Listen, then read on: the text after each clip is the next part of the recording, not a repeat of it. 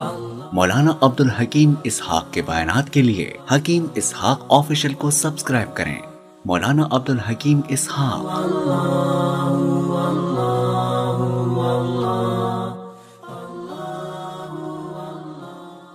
بسم اللہ الرحمن الرحیم۔ الحمد للہ وحدہ والصلاة والسلام علی من لا نبی بعد اما بعد۔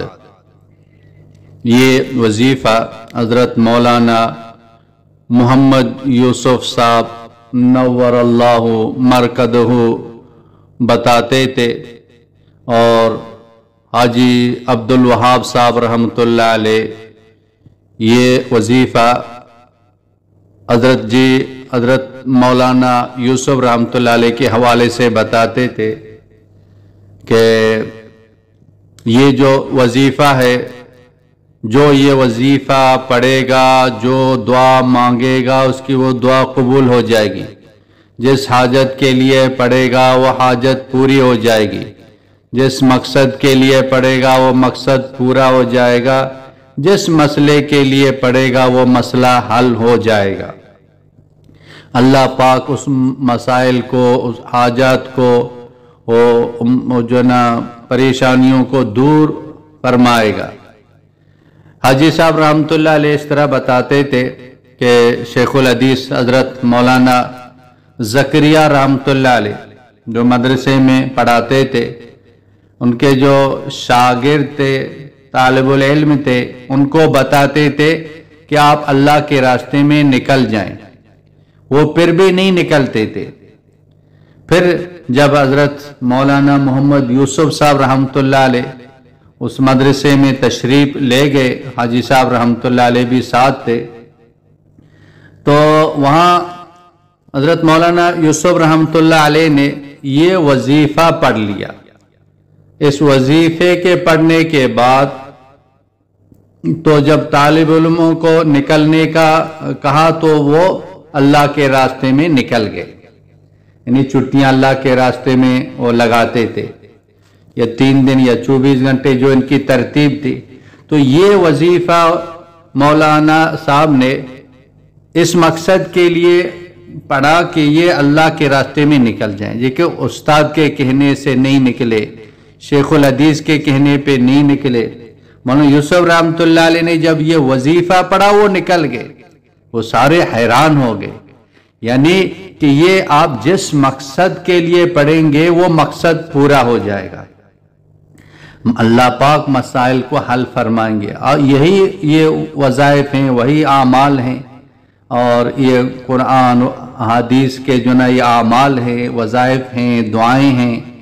تو ہم دعا کریں گے یقین کے ساتھ، استحضار کے ساتھ، اخلاص کے ساتھ، اللہ کو راضی کرتے ہوئے، اللہ کی نافرمانی سے بچتے ہوئے جو دعا مانگیں گے، جو وظائف پڑھیں گے، اللہ پاک ہمارے کاموں کو بھی بنا دے گا، یا فوراً بنا دے گا، یا اس دعاؤں کی وجہ سے کوئی مصیبت ٹال دے گا، یا اس دعا کو ذخیرہ بنا کے کل قیامت کے دن اس کا بدلہ دے گا۔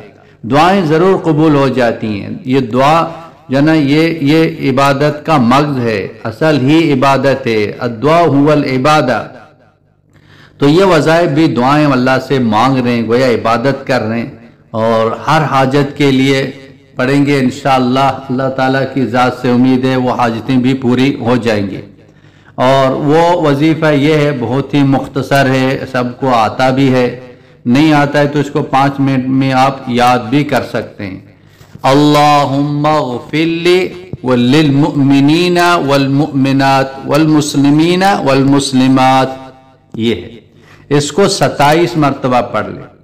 27 مرتبہ پڑھ کے جو دعا مانگیں گے یا جس مقصد کے لیے آپ اس کو 27 مرتبہ پڑھیں گے، آپ کا وہ مقصد پورا ہو جائے گا۔ اور یہ کہ جو بھی جو نا اس کو 27 مرتبہ پڑھے گا، دنیا میں جتنے بھی مسلمان ہیں، مرد عورت، سب کے برابر اس کو اجر دیا جائے گا۔ کتنی بڑی جو نا دولت ہے، آج اتنی بھی پوری ہو گئی، مسائل بھی حل ہو گئے، اور دنیا میں کتنے جو نا انسان ہیں، اربوں کے حساب سے اس کے جو نا اس کو جو ہے نیکیاں بھی مل گئی، اللہ بھی خوش ہو گیا، اللہ سے دعائیں بھی مانگ لی، اور اس میں اپنی بھی مغفرت ہو گئی، والدین کی، تمام مسلمانوں کی مغفرت کے لیے دعا مانگ رہا ہے۔ تو یہ بہت بڑی چیز ہے، کوشش کریں صبح شام اس کو پڑھتے رہیں، یا صبح اس کو جو ہے لازم پڑھ لیں، صبح اس کو جو ہے 27 مرتبہ پڑھ لیں، اتنا وقت نہیں لگے گا، یاد کے ساتھ، دھیان کے ساتھ، پورے دن میں جتنی حاجتیں ہیں وہ حاجتیں پوری ہوتی چلی جائیں گی انشاءاللہ تعالی، اور خود بھی اس پر عمل کریں، تمام بہن بھائیوں تک اس وظیفے کو پہنچا دیں۔